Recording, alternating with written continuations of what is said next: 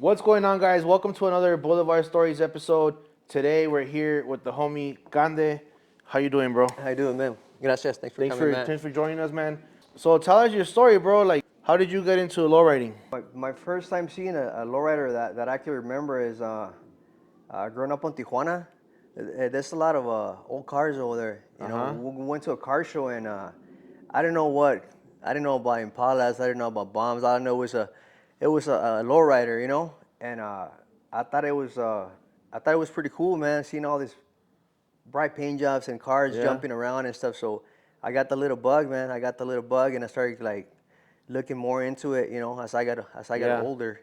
So you actually saw your first lowrider in Mexico? In Mexico, bro. Yeah. Yeah, and Pueblo Amigo is the name of the shopping center. I can't remember who threw the car show back then, but this is back in 90, maybe like 92, man, 1992. Okay. Tijuana, there's a lot of clubs, man. San Diego was like right there, so there's always been a lot of car club activities. But as a little kid, bro, I remember that was my ever time ever seen a lowrider, man. Yeah. It was in Tijuana. And from there, like, when did you actually start lowriding? I think after moving to LA from Tijuana, and I started seeing, you know, after school, you know, cars would cruise by, you know, pick up, you know, guys, friends from school, and there was magazine stands back then, bro. Yeah. On the corners, I would walk home, and Lowrider magazine was on the stand, so I started like buying the magazine from the stand, and I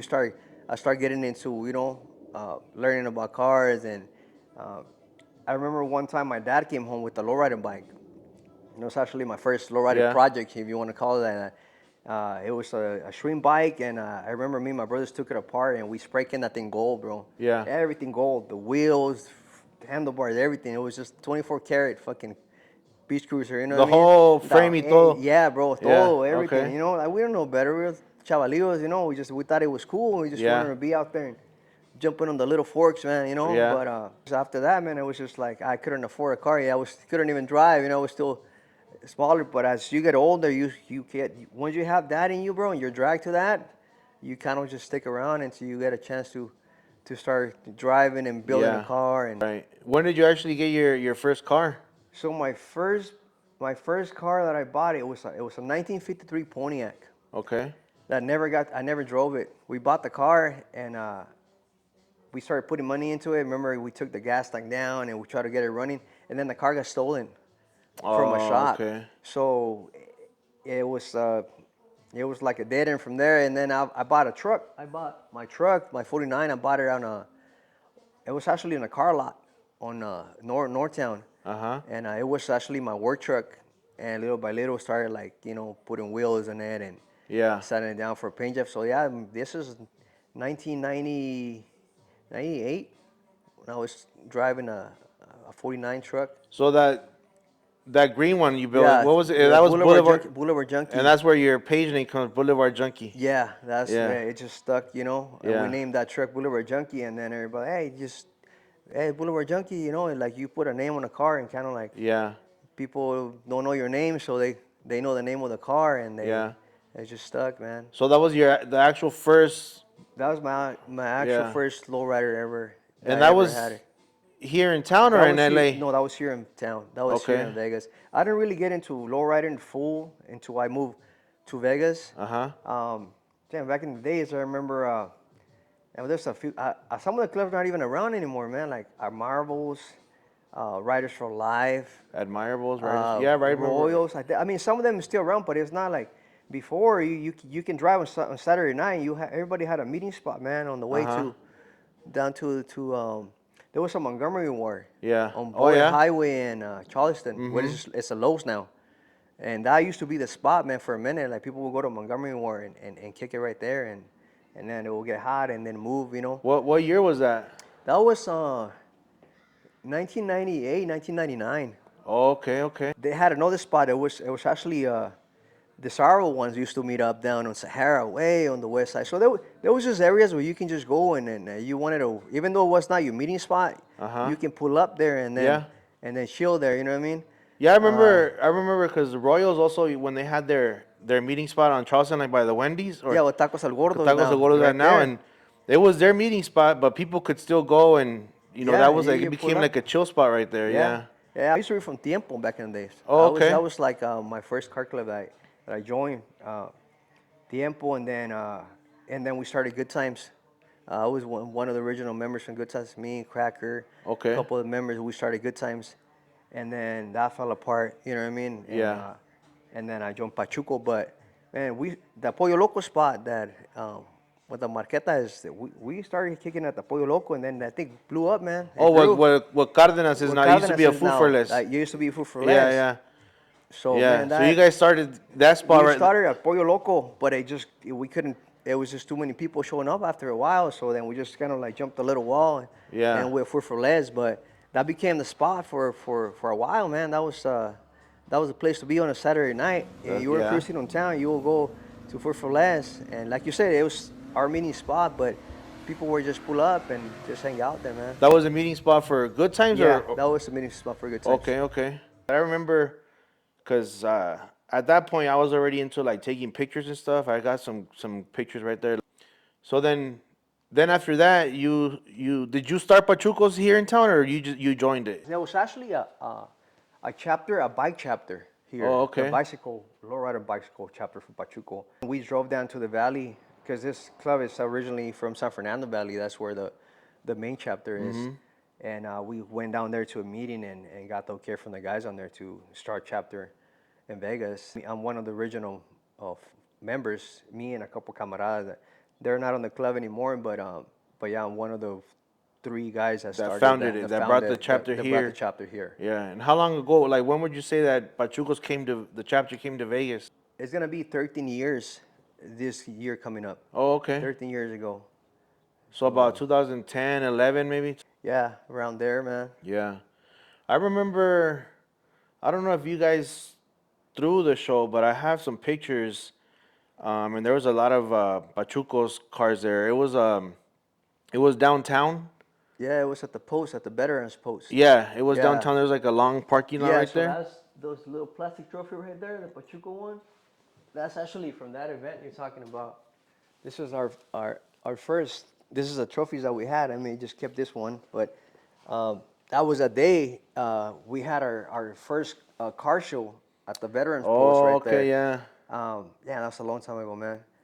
So a lot of members came from San Diego that day. I remember we had a few bombs, and Yeah. it wasn't that great of a turnout because I think Tiempo had a car show the same day somewhere else. So it was Oh. something that was going on Uh-huh. that same weekend, and it was, but it was good, man. We just wanted to do something, and No, I think it was pretty cool. Yeah, I remember I went to that we had one. a hall, we had a salon, and we had a baile Yeah, yeah. after. Yeah, there was You a had hall taco right. lady there. Yeah, Yeah. just having a good time, man. Yeah, I remember that. When you first got here to Vegas, and you started, with the getting into the lowrider scene and stuff out here, or the cars.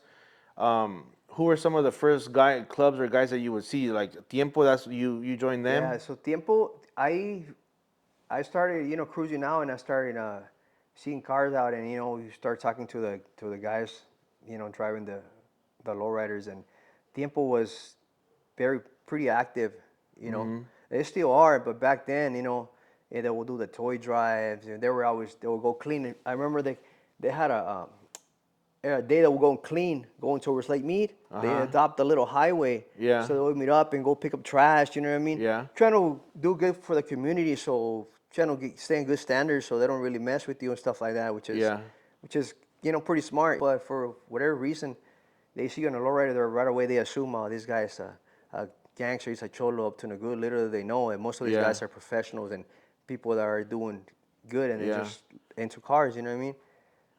But yeah, it was Tiempo that was active. Yeah, I can't remember, but it was a good time, man, for lowrider. I mean, it's still good. Yeah. Don't get me wrong, it's still good, but those were the days, huh? the real good times. You know Yeah. what I mean? Would you say it was better then at that time or now? Because it's getting pretty active again. Would you say it was better then or now? I feel like back then it was more, everything felt more natural, bro. Like you were building your car just to have fun. You know, now it's like nothing wrong with being a little competitive, but it's more political. I feel like before you just, no one, not that the people judge you now, but I don't care if your car's on primer, you just throw some wheels in your car and you meet with the homies in the corner and you put gas and you go for a fucking cruise. Like, nobody was like, now there's too many eyes that you're never gonna please people. I get that, but it feels like people are more, they take it more to the heart and they're more easy to judge. Like, oh, what esa rafla, they don't have a pintura. No. Yeah, Bro, yeah. it's not even about that. I mean, when you're in a show circle, I get it. Your car has to look nice to win an award. But I think the real war is like you're cruising, your good time, having a good time with Yeah. your club members, taking your family for a cruise or whatnot. You know what I mean? Meeting people, car people.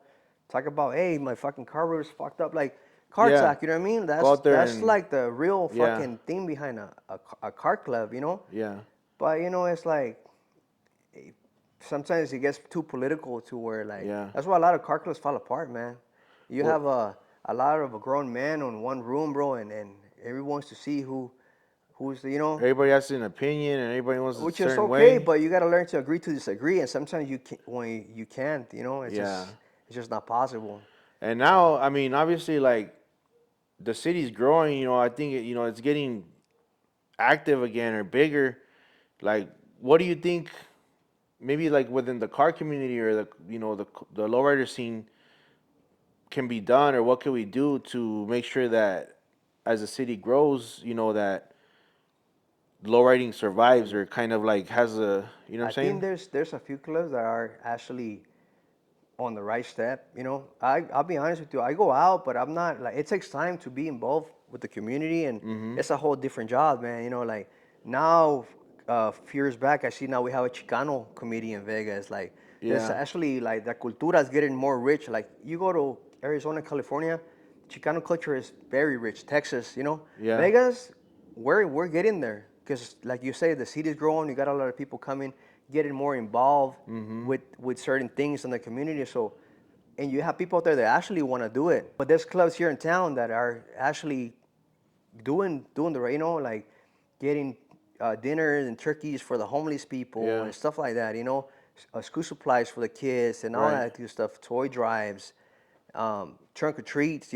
All that stuff. So I think they're doing a good job, man. Like some of these newer clubs, and I want to say newer because maybe they're older clubs in another state, but they're newer To the to scene Vegas. here, yeah. They're newer to the scene. So I go out there and I see a lot of new faces, man. Like I see a lot of new faces, and I'm like, okay. Yeah. And some people maybe don't know you, they don't know me because we're not out there every weekend. We used to be there we done that, bro. We've been there. We're there every fucking Saturday night. We were Yeah. there, whether it was a hop or no hop. You were there. You were posted. You get to an age where like it's cool. I mean, we're still active, but Yeah. we already pay our dues. You know what I mean? Now Right. you're spending time with your grandkids and doing other things. You know what I mean? But no, I think definitely there's the clubs in town. I talk to a lot of people. New clubs, old clubs, and I never. No, I don't see no tensions. I don't see no Yeah. drama, and I don't get on it, bro. Either if a club has a thing with another club member, like that's always gonna happen, dude. Yeah. You But can't for the save for that, the but most part, I think it's cool. I think it's And good, man. I think it's like you said, is Main Street is getting active. yeah. Now you ask anybody in any other town, like San Diego has Highland, Arizona has Central, LA has Crenshaw, Whittier. We have Main Street, bro. You ask Yeah. anybody anywhere you go, another state, like, oh, I cruise Main. They come to Vegas. Vegas is on the map, bro. As a lowrider city, Yeah. because of the people that are making it happen. Like new Right. clubs, old clubs, like they're putting in their work, man. They're Yeah. definitely putting in their work. Even if how you said like, oh, it takes time to do organize or do something for the community and stuff like that, but that's important. But the ones that are doing it, like man, like props to them. But then I think it's important for everybody else to like just even if you just show up, Yeah, and support support. You support have to, those man. support each other and support those clubs that are doing that, that goes a long way. Yeah, and sometimes like Vegas is a 24/7 city, man. Some people work days, some people work nights. It's hard to get everybody off the work, Right. together. And some people sometimes that can be mistaken, like, oh, these guys they didn't show up, they didn't support. Now we're not gonna support them because they didn't show up. And that starts a little bit because I've seen it happen where like Mm-hmm. people take it their own way. You don't show up, and I get it, but you're right. Try to make time to go support all the car clubs, activities, Yeah, but and then if events, you know? like you said, if you don't, I mean, that's another thing Yeah, that I've been seeing like now is like, man, like it's growing, it's yeah. getting bigger, and sometimes on one day, like one Saturday, you might have three Three events things going going on. on. It might Yeah, be one in the morning, it might be one in like in the afternoon, and then one something at night. And sometimes, man, maybe you made it to one, but you got some family stuff. You can't make it to all yeah, three. You can't feel like, yeah. oh, they didn't come to this one or whatever. But It's hard. It's hard to sometimes, like you said, there's multiple events to try to make to all of it. You know, it's tough. You know, but at least you try to make it to one and support something out there happening. But yeah, since day one, bro, you said your first car was like a Plymouth or a a Pontiac Pontiac. 53. So you pretty much always went towards the bomb style You know cars. what? It's something about that, the shape of the car maybe, and the extra chrome on the cars. It got my attention. I had Impalas, G bodies, and Okay. but the bomb is what, like, I don't know. You know, that's just my type. I guess you want to Yeah. say that. That's what got my attention. Something about the inside of the car, all the chrome and the steering wheels and Yeah. the interior, just the way they were built, more, I don't know how to put it, but it's just the design of the car, man. Yeah. And I It's think just, everybody just has some people love G bodies, that's their yeah. thing. Some people like love Cadillacs. Some people, and but you went towards the So towards the towards the bombs, and bombs. that was like my first, maybe that's why too, because that was my first type of car that it was a lowrider, and I got used to, like, I learned how to work on the carburetors and stuff like that. And then it was just like, that's what I stuck to, you know what I mean? I had a Cutlass before, I had um, 64, and I don't know, it's just I always go fall back into the bombs, it's Yeah. just what gets my eye, man.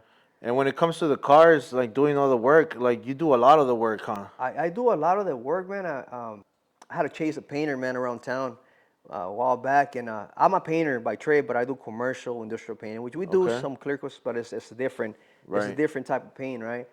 And man, I said, hell with that. When after chasing that guy for a year, I'm like, let me try.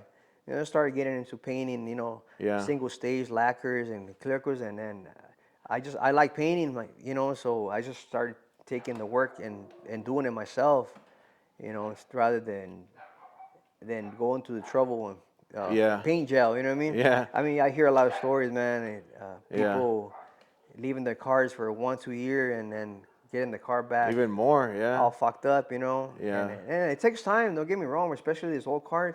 When you start turning them down and you start getting them blasted or whatever, you see what's really underneath. You might have cancer, patches.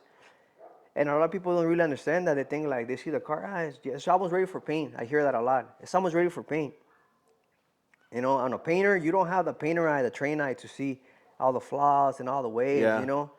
And once you paint the car, bro, that's it. Like, you'll see all that will come up, and it's Yeah. just it's just a lot of work, man. It's So just you a do lot a of lot of work. the work yourself, like the paint, like what else? Like engine work, like your hydraulic work. Yeah, like pretty much the disassemble.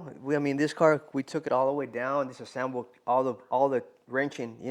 Internal motor work, like rebuilding an engine. That I don't do that. I got a friend that helps me out, or it goes to the machine shop. But as far as running brake lines, gas lines, hydraulic lines, all that, that's us. We do Yeah. we do all that. And it's all here in your All here, garage. yeah, all in the garage, man. Yeah. You've been lowriding here for a while now. Who else would you say, whether it be businesses or just guys that you could say, oh, these guys they do their own work too. Like, who would you say, like, give props to other people that are good builders? You know what? When I used to live in Northtown, and one of the first guys that I met too when I moved into town, it was uh, I hope I say his name right, Ray Walters, Frog. Everybody knows him as Frog. He had a 62. He still has a 62 till this day. Yeah, the green one. The green one. So I used to drive by his house, man, and one day he just flagged me down, bro, because I used to drive a Cutlass. He flagged me down, and he that was my first car that I ever cut. It was my first car that I ever had hydraulics. It was a 72 Cutlass, and a Frog cut it for me. He's like, hey, just bring it in, bro. I ended up cutting the top on the car, bro, after I painted it. Uh-huh. And it buckled me. It was a disaster, but when you don't know, when you're just fucking around having fun, Yeah. we candy green that car, painted it green, and we cut the top, and we put some wheels and we're having fun with it, you know. But a Frog, man, that dude is he's been around for a minute, bro. Yeah. And he does a lot of his own work, man. He knows a lot of stuff, and that's one of the guys that I can remember that he's. And then Cracker, obviously, man, Cracker's. You know, I don't have to say nothing about that. You guys know, everybody knows what's up with that fool.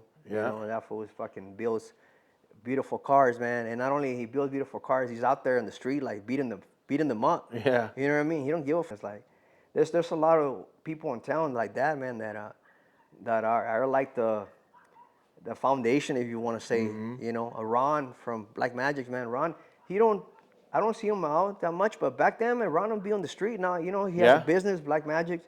But I remember Ron, bro, kicking it on the spot. You know what I mean? Like those are the dudes that now, you know, we're older, bro. We don't come out as much. But if you talk to somebody that's been around for that long, they'll tell you, and you say those names, and they'll be like, all right, Yeah. you know. Danny, rest in peace from Amigos, passed away. I remember Danny. I met Danny like fucking years ago when I first moved into town, man. And that was another cat, man. He does his own work. He's always, you know, putting work on his cars Mm-hmm. and busting out new cars and stuff. And yeah, there's a lot of people like that in town, Yeah. man. That But like you said, bro, like you know, not a lot of people. It's guys that maybe don't come out as much anymore. But this is why I like to do these episodes and talk to different people. You know what I mean? Because that way we can hear like some of yeah. that history. The thing is, like, you go out and like some people might not know who you are and stuff like that, which is okay because you don't know who they are either. And now they're putting in work. Now they're doing what you were doing 20 years ago. You know what I mean? Which is cool. You know, you have to respect that it's different times, different generations. Yeah. But man, I see what's happening on the boulevard, man, and I like it, bro. I'm like, damn, it takes you back, bro. It takes you Yeah. back to you know, when you were out there. Now you go and hang out, like, you know, you just see that all the guys doing it, and you just pull up, you know. Yeah. But it all came from all these guys, man, Yeah. that been doing it for years, you know. Right. You know, Adrian and Ray from Tiempo. I seen you did an Mm-hmm. episode. Man, those guys been around forever, bro. You know. Yeah. And those are the type of people, man. Those guys, good people. I got a Manny, you know, Big Manny from Mm-hmm. Tiempo. All these dudes, man, they're on the car scene, bro, and they stay active and they stay active. They all have a busy life, man. They got a lot of shit going on, but somehow they always manage to throw They're always events, there. you Yeah. know, horseshoes. They pull up at the lowrider shows. They're there, you know what I mean? Yeah. They got mad respect, man. And it's still happening. It's just the new generation, Yeah. man. What are your thoughts with the lowrider scene now and social media nowadays? I think it's pretty cool, man. Like you can tap in on any platform and see what's happening tonight at Whittier Boulevard or car show in, you know, New Mexico. Man, social media has changed the game in a lot of ways, man. Because now it's like you can see what people's building. You know, before you Yeah. have to wait till Super Show comes, so you hear things like, hey, these guys are building this car. You couldn't see it, man, until it was show day. You see, oh man, this guy it's a surprise to see the build now. And I speak for myself because I like to pose, you know. A lot of people don't pose nothing until the car comes out, you know. Yeah. But I don't know. That's just me. I like to post my progress and whatever the build's going. But Mm-hmm. you can see what people's building on real time, bro. You know. Yeah. You log into Facebook, Instagram, you know, TikTok. You see all these builds and badass cars being built, cruises, car shows, concert. It's amazing, bro, to be able to do that. You people going live, wrenching, building motors, man. It's crazy, bro. It's Yeah. here to Japan, bro. Like Australia, like other big car builders around the world, man. And not only that, we're putting the lowrider cars, man. I mean, we're everywhere now, bro. It's Just like like, the whole lowrider dude, scene in general. Yeah. we infested the world with the lowriders, man. I mean, you got lowriders in Japan, you got lowriders in Canada, like. Yeah. People were like, they adopted the culture, bro, the car building. And I mean, you go to SEMA, now you got, you know, I mean, we have a expo right now going on in California, the Peterson Museum, man. Oh, that's right. You got the baddest lowriders, Yeah. some of the baddest lowriders on display right now in the museum, on the car Yeah. museum. Come on, bro, really? Like, we made it. It doesn't get higher than that. You got lowriders on the car museum. We're being recognized as car builders, man. Yeah. As a lowrider.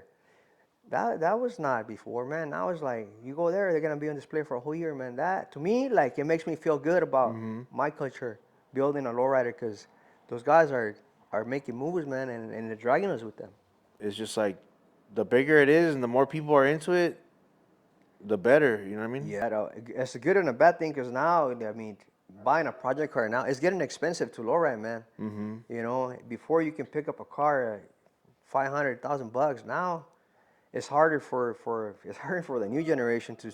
For us too, you want to start a new project, man. Like, Yeah. you can't pick up no good deals anymore because there's so much demand. Yeah. Everybody wants the Impalas. Everybody wants the bombs. Everybody's picking up on the cars. They find a good deal that they'll grab it, man. What's some advice that you can give someone that wants to get into the lowrider scene? There's a lot of stuff that, I mean, you need money for everything, bro. But there's a lot of things you can do yourself with very little money. You know, honestly, like some people, yeah, it's expensive to build a car, but I mean, you can buy sandpaper. You can sand your fenders yourself. You know what I mean? You can pull that engine out yourself. Not only you're saving money, but you're getting familiar with your car, man. You're learning because the next time that happens, your engine goes out. You already know how to do it. So, a lot of people build cars, but I mean, God bless them. You have the money to pay for someone to do it. You know, God bless you by all means, but I think that's actually the fun part.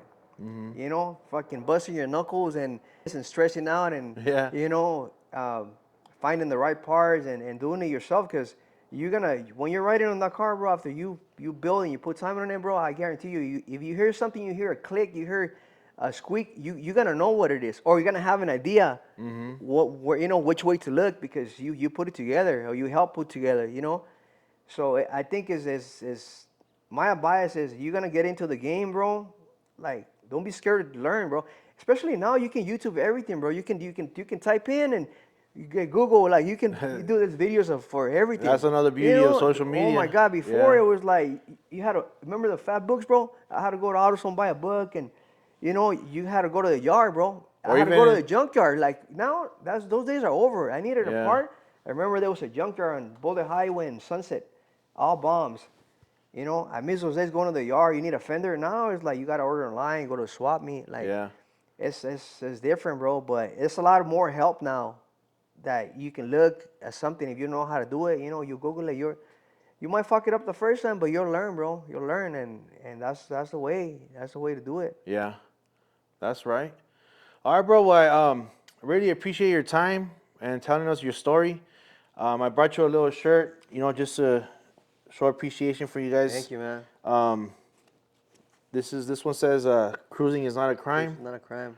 If you guys want to pick up this shirt or like this one that says no low riding, no life, you guys can go to thelowriderblvd.com. The link's in my description. And you guys can pick up all those shirts. Thank you, bro. Thanks you, again man. for your Appreciate it. time. Thank you. Thank you guys for watching another Lowrider Boulevard video. This was another episode of Boulevard Stories. Make sure you guys like, subscribe, drop me a comment. Let me know what you guys thought. Especially subscribe. It's totally free to subscribe. And see you guys next time on another episode.